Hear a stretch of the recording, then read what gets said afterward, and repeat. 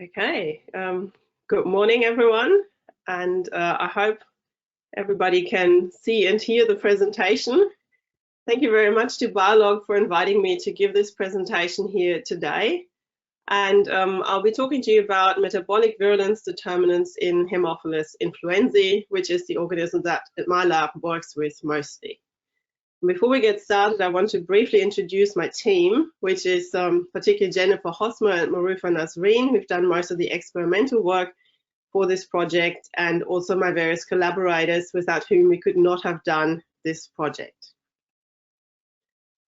Okay, so Haemophilus influenzae is an opportunistic pathogen, and unlike other opportunistic pathogens that have reservoirs outside of the human body, the Haemophilus influenzae are always found in the human body, particularly in the respiratory tract and in the nasopharynx is where they occur as commensals.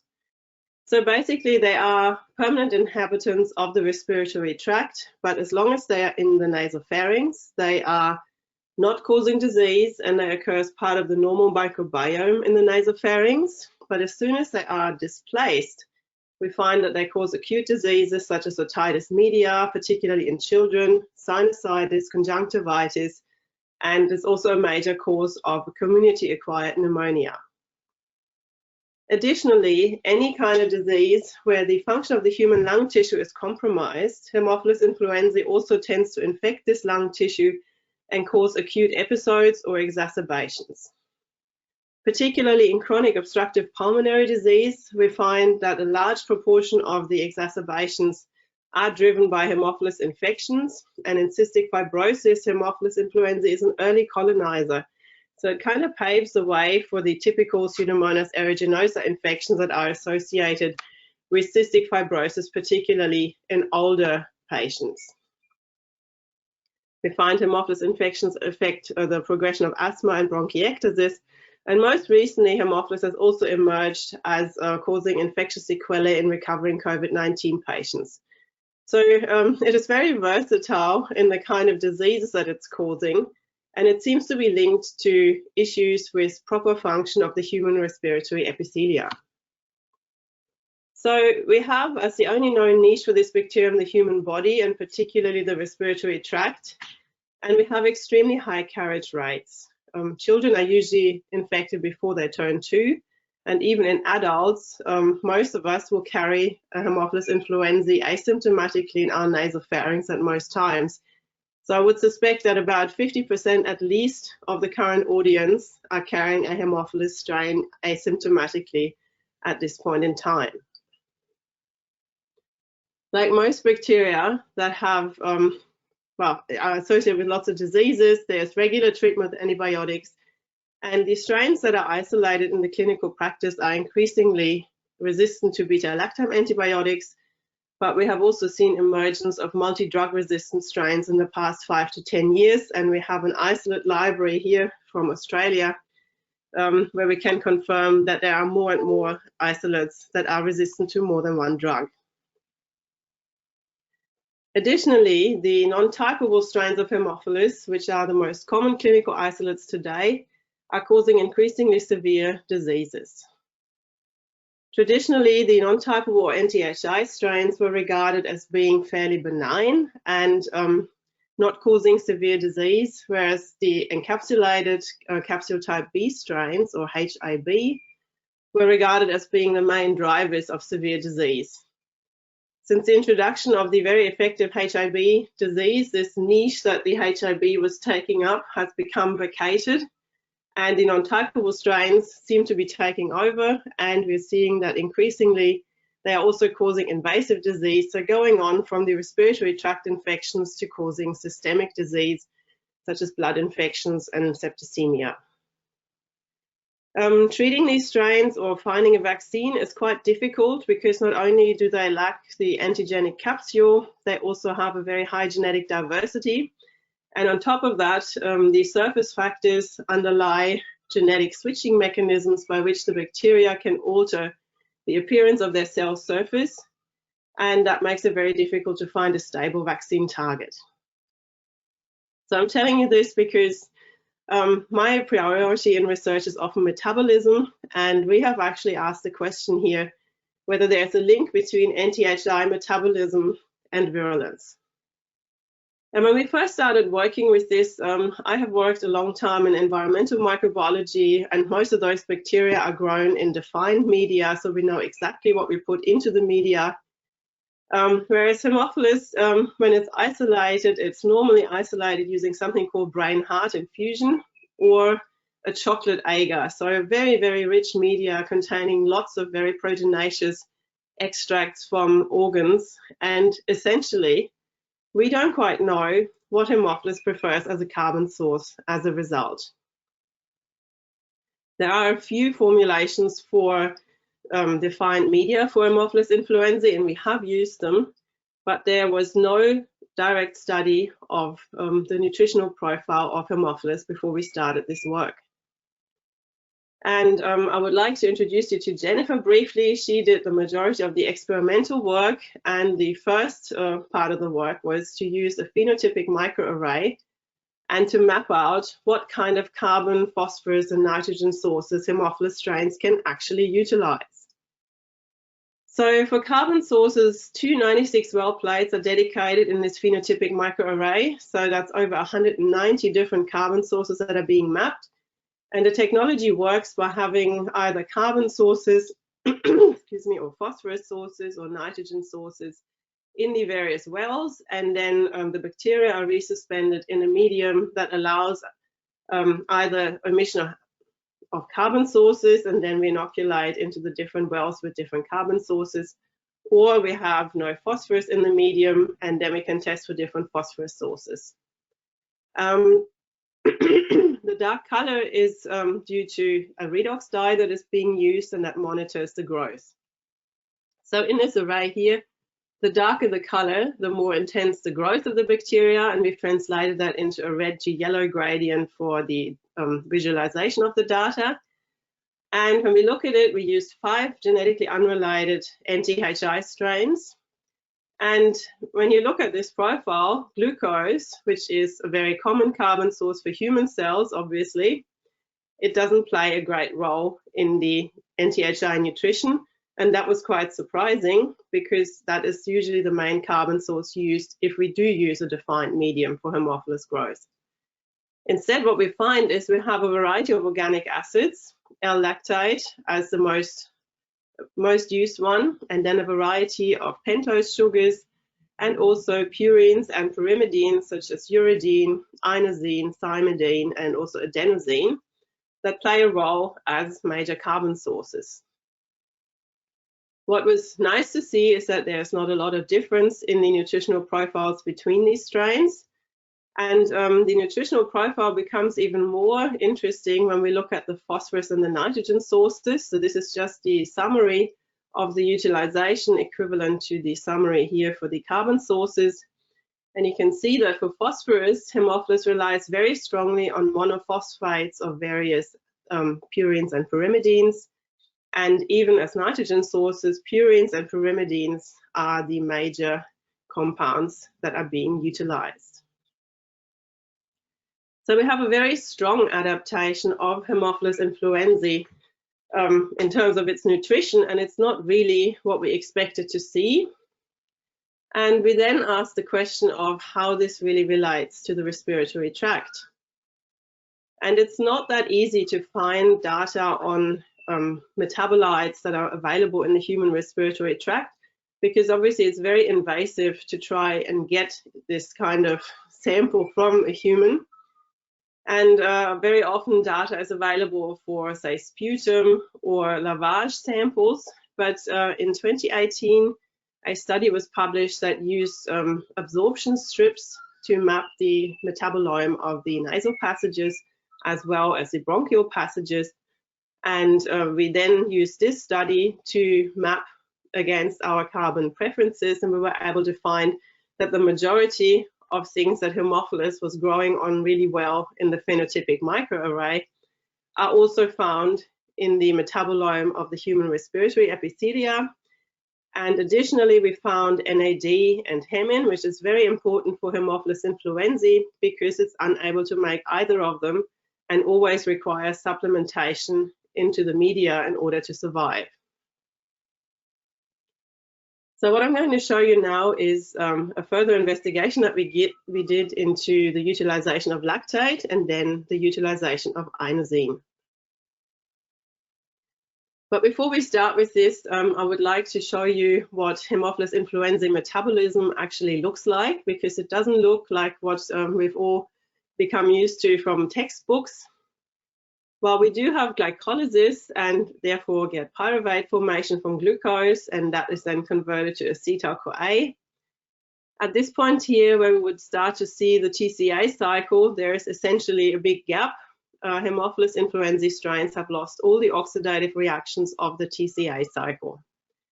And instead, the reductive part can be driven from phosphoenolpyruvate, and it could also be driven from uptake of glutamine and conversion to alpha-ketoglutarate. This is maybe not that surprising, because a lot of fermentative bacteria have similar kind of arrangements and reduced TCA cycles. And as a result, what they do is they excrete partially oxidized carbon into the medium. So in Haemophilus, the glucose that is not the favorite carbon source would either come in through glycolysis or the pentose phosphate pathway. The pentose sugars can be funneled into this type of metabolism through the pentose phosphate pathway, and L-Lactate would come in at the level of pyruvate. And as end products, we would see acetate, formate, and succinate. And we have proven this using proton NMR studies. And I'm just showing you here what happens to the product spectrum that Haemophilus is producing when it is transitioning from fully aerobic growth to anaerobic growth. So the poisoning of this metabolic network changes in response to oxygen tension, and we see a lot of acetate production when there is fully aerobic growth, and that reduces towards anaerobic growth. Whereas for succinate, we're having the opposite. We are seeing essentially no succinate as long as the bacteria are growing aerobically, but then we're getting an increase in succinate towards anaerobic conditions, and formate production is also higher when oxygen is limiting. So far so good. This looks more or less like a fairly typical bacterium that's growing by fermentation. However, in fermentative organisms, a typical problem is to achieve redox balance. Generally, during fermentative growth, bacteria produce a lot of reduced NAD, and they have to somehow reoxidize it so that they can continue to use the carbon sources that they're working with. And in Haemophilus, this problem can be solved by use of the Haemophilus influenzae respiratory chain. So while we cannot have standard oxidative phosphorylation in Haemophilus influenzae because we don't have a TCA cycle that is complete and would allow us to produce the maximum number of NADH for funneling into a respiratory chain, we still have a respiratory chain, and this can be used for redox balancing. It is a very minimal respiratory chain with only a dehydrogenase input that reduces the menaquinone, and then we have a terminal reductase that transfers the electrons to various electron acceptors. So as inputs, we can use NADH, L-Lactate, D-Lactate, and formate, for example. And then the electrons from these reactions can be transferred to oxygen, nitrite, nitrate, fumarate, and methionine sulfoxide. And we've termed this respiration-assisted fermentation because this respiratory chain essentially solves the problem with redox balancing. And this will become important in a moment.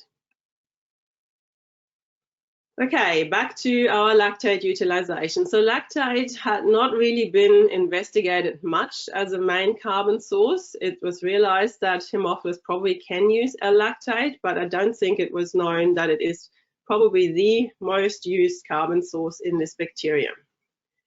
So we had a look in the genomes, and Jennifer analyzed around 700 genomes for the presence and absence of various components of lactate utilization.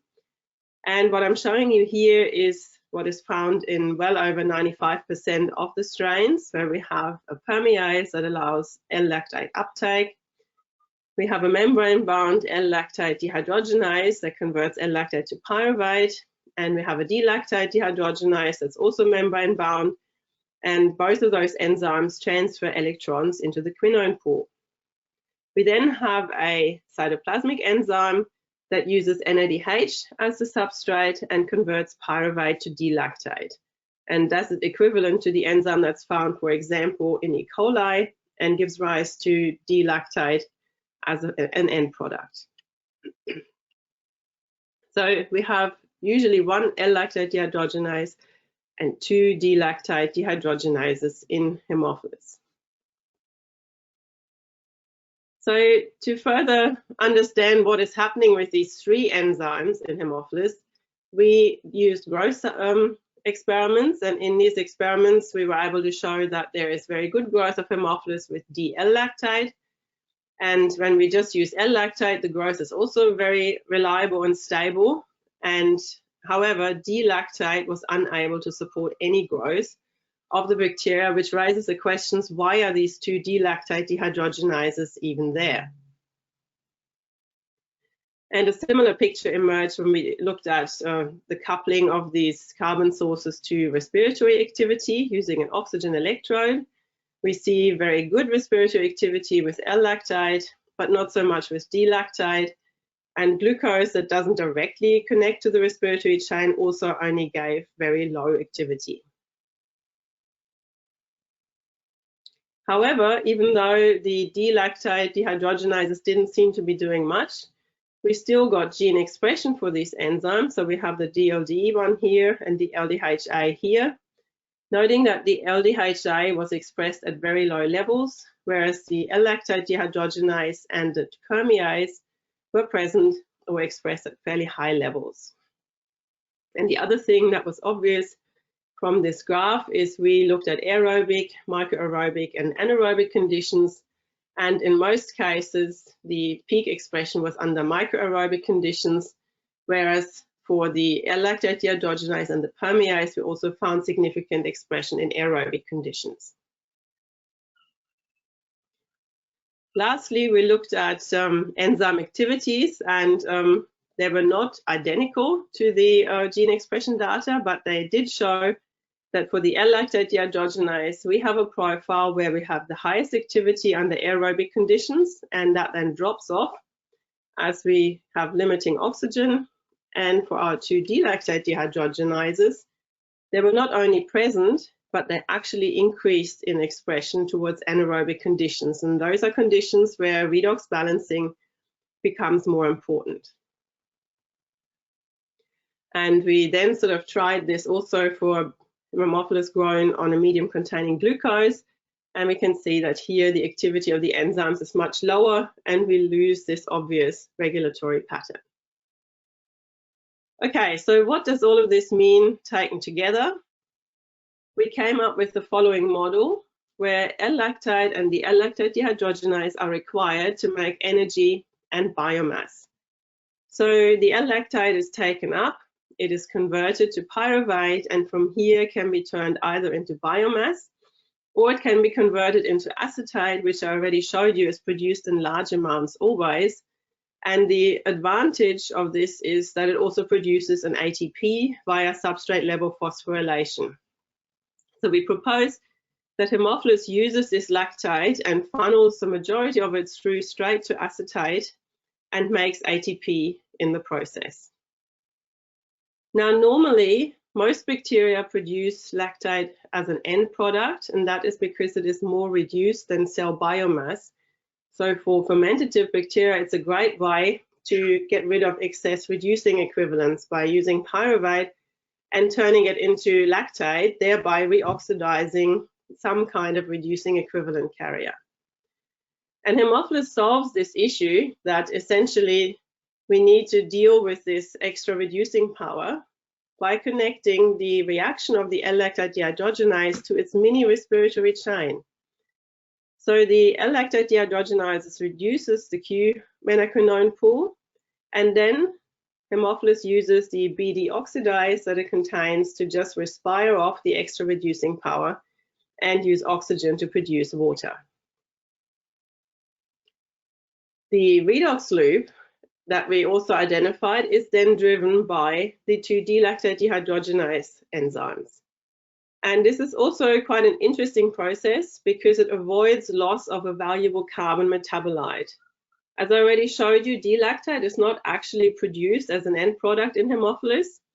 And the reason for that is because we have these two D-lactate dehydrogenases. So the way this works is that if we have problems with redox balancing, so there may be excess NADH in the Haemophilus cell, this is used by the L-lactate dehydrogenase to convert pyruvate to D-lactate. And in bacteria like E. coli, this is the end product, and this is excreted. However, Haemophilus can recycle this back to pyruvate using a membrane-bound D-lactate dehydrogenase, the DLD enzyme. And this preserves the pyruvate, and the pyruvate molecule can then be used either for ATP generation by being converted to acetate or to make biomass. What we have achieved, though, is that we have transferred our reducing equivalents from NADH to the membrane Q pool, and we can then respire these off, similar to the reaction I showed you here, using an alternative electron acceptor and one of the alternative terminal reductases. Okay, so this is the last bit about enzymes that I'm going to, or details of enzymology that I'll be talking about in this talk.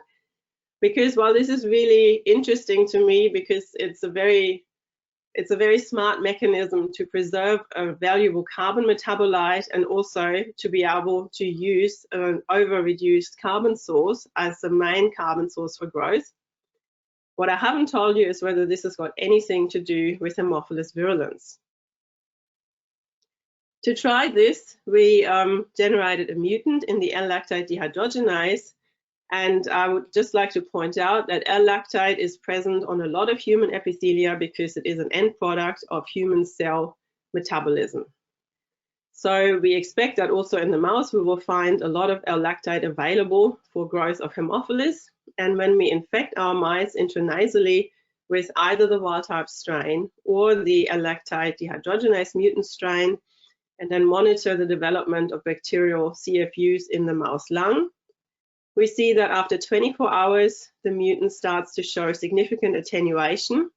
So L-lactate utilization is essential for full virulence and the survival of Haemophilus influenzae in lung tissue. And we also were able to show that there's a difference in the gene expression or the response of the mouse to the Haemophilus influenza infection. Gene expression in mouse lung tissue for mice infected with the L-lactate dehydrogenase strain changed at 24 hours. So we looked at IL-6, TNF-alpha, and IL-1 beta as markers of the innate immune response. And you can see that in each case by 24 hours, so at the time point when we are seeing reduced survival of this strain in the mouse lung, the gene expression here changes back to background levels, and it's significantly different from the mice that were infected with the wild-type strain, where gene expression continues at higher levels. I've also included here gene expression data for BERG3.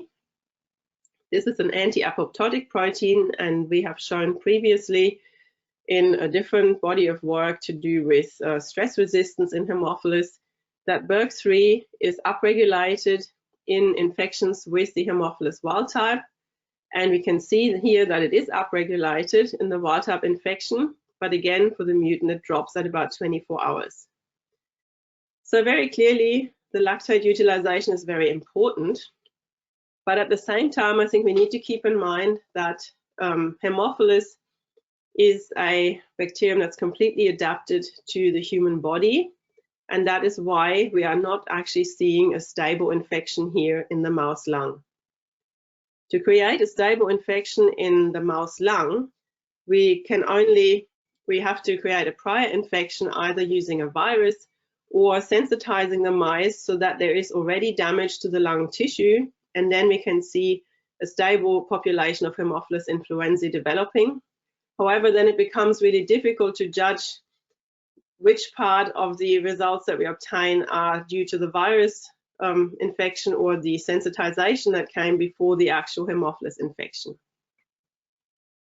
So we tried to find a better model, and together with some collaborators, we decided to use primary human nasal cells and differentiate them into a pseudostratified epithelium. And that creates a model that is very similar to the natural niche of Haemophilus. So to create these pseudostratified epithelia, it's a little bit like a COVID test, and I'm sure everybody has had plenty of COVID tests in the past 2 years. We use this little curette, and the cells are harvested from the back of the nose from volunteers that are consenting and healthy. In at least for this particular study, we focus on healthy donors. The cells are then expanded and then seeded into these transwell inserts, where after about a week or so, they are airlifted, which means that the transwell insert is positioned, as you can see here, so that the medium is only partway up the sides of the transwell insert, and feeding only happens through this basal membrane here. And what we get as a result is an epithelium that is completely differentiated and contains many different cell types. We have ciliated cells, goblet cells, as well as basal cells. However, what this model does not have are resident immune cells, but it does recreate the respiratory epithelium very nicely, and it's also very realistic because it allows infection with Haemophilus from an actual air interface. So in submerged tissue culture, or if we inject liquid into the mouse lung, that's sort of a partially liquid to liquid infection, but here we can infect them from the air side in a controlled manner, and we can measure Haemophilus residence either in the epithelia or inside the epithelial cell. So we can have total Haemophilus influenza infection and also infection inside the epithelial cells. And the model allows monitoring of both physiological and molecular processes. Okay, so using this model, we can see when we just look at the wild type here, it's a very different story from the mouse. We did a 7-day infection, but we can also routinely do 14 days and have done infections up to 30 days. But what you see is that the wild type is inoculated at around, I think, 10 to the 7 CFU. After 3 days, we have 10 to the 8, and then it increases again towards day 7. So we're getting a stable, thriving population of the Haemophilus influenzae. In contrast, the mutant that cannot use the L-Lactate doesn't really increase much above the inoculum level by day 3, and by day 7 is actually decreasing. And we then sort of looked at intracellular populations of the Haemophilus, and that is done by treating the surface with gentamicin before enumerating the bacterial loads. And what we see here is we have the wild type and the mutant having fairly similar loads at the start of the experiment by day 3.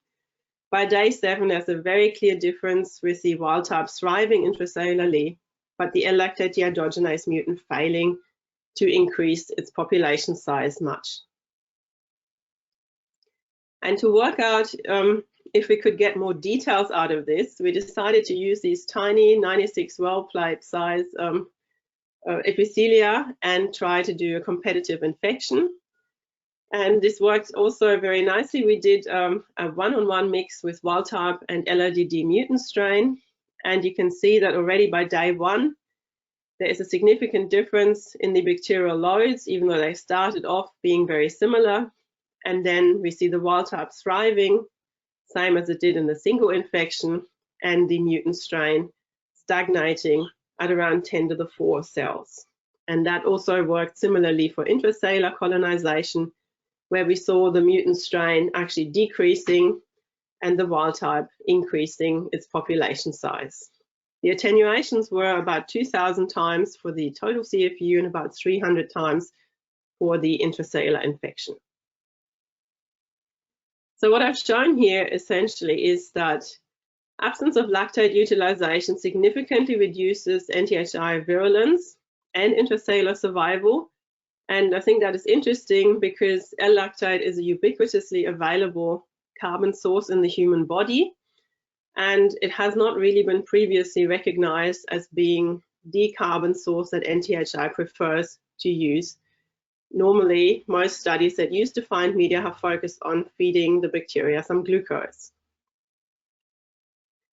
And just to complete the story, if you wondered what happened to the D-Lactate dehydrogenases, I didn't show this data because, well, we did collect it, but in none of these tests did we find a big difference in these strains to the actual wild-type strain. You can see that the total CFU are very similar to the wild-type strain at day 3 and day 7, and also the intracellular populations don't seem affected.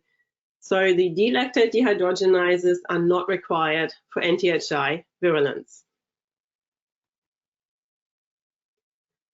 Okay, so let's leave the lactate behind and let's have a look at purine.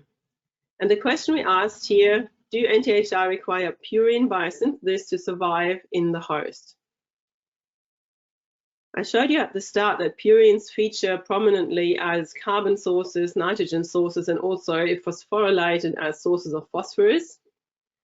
And we decided to focus on an enzyme called IMP dehydrogenase that is on the pathway to producing guanine.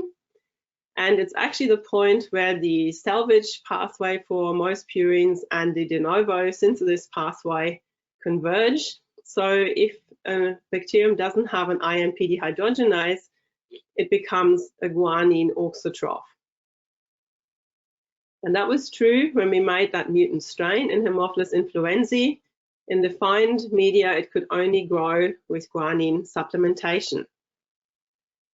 The obvious question to ask then is, well, host cells contain a lot of guanine, and if the Haemophilus are using purines as carbon and nitrogen sources, they have to be able to get these from the host cells.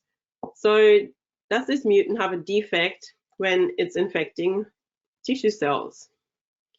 And we tested this, and interestingly, the mutant strain was able to infect cultured tissue cells in this case, although the cell numbers were lower than for the wild type. However, what this still means is that the mutant strain was still able to scavenge guanine in significant amount from these human tissue cells and was able to then survive and to a certain extent establish very nice cell numbers. So we're looking here at between 10 to the 7 and 10 to the 8 CFU per milliliter, which is quite significant. So co-culture with human cells helps to overcome the issues with guanine auxotrophy. We then tested this strain also in the competitive infection in the air-liquid interface differentiated epithelia. And interestingly, there, the phenotype was actually stronger than for the L-Lactate dehydrogenase mutant. A similar behavior already by day 1, the wild type is strongly outcompeting the mutant, and also intracellularly, the guanine auxotroph mutations are attenuating the populations significantly. So now that we've looked at the effects of lactate and also inosine or guanine production in the Haemophilus on survival, I would like to just change the topic slightly and for the last few moments talk about the end products that Haemophilus produces. So growth on any of these compounds here produces acetate, succinate, and formate. And what I'm showing you here are NMR experiments where we looked at metabolites in infected and uninfected tissue cultures. And you can see that only in the infected cultures do we have large amounts of acetate present. And it actually accumulates to millimolar amounts, which is typical if you have a very strong metabolic activity of the Haemophilus influenzae. And acetate is an interesting metabolite because it plays a big role in cancer biology, and it's known to have immunomodulatory properties. So we asked the question whether Haemophilus influenzae actively conditions the host cell or the host cell's response to NTHi infection through the end products that it is producing, while growing on any of its favorite carbon sources. To do this, we carried out infections in the presence and absence of acetate, and this is our control. We did this with cultured tissue cells, and you can see there is a very small induction of IL-8 production, but it's not statistically significant. So basically, just adding acetate to the tissue cells doesn't seem to affect them much. We then infected the tissue cells with live Haemophilus influenzae. We used strain HI 2019, which is the one that we mostly work with and is derived from COPD. And the interesting part here is that in the absence of acetate, we got a stronger induction of IL-6 and IL-8 expression than we did when acetate was present. So the end product was reducing the inflammatory response to Haemophilus infection.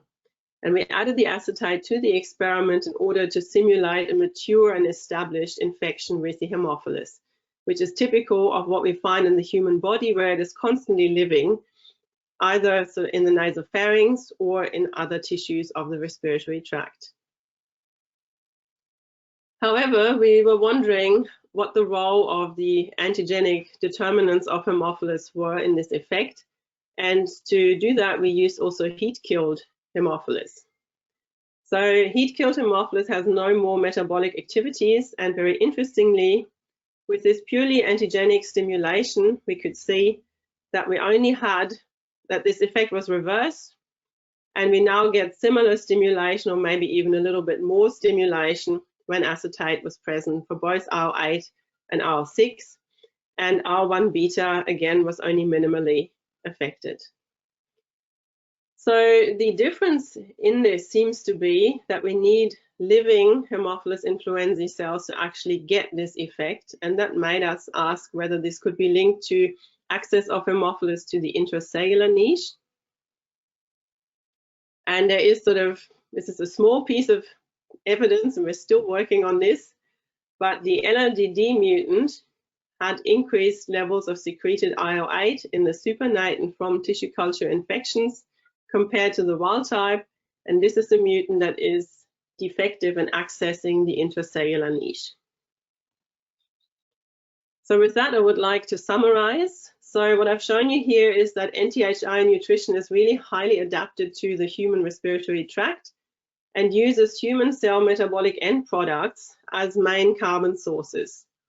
And what is interesting in this is that we probably need to start thinking a bit differently about how we cultivate the bacteria in the laboratory, because the metabolic network and its responses will differ depending on what kind of carbon source we are using. So if we use glucose that is not highly preferred, we may see different infection properties affected than if we were using highly preferred carbon sources such as lactate and maybe also ribose. So why is Haemophilus actually using a waste product? We propose that this is to avoid direct competition with the host cells for glucose.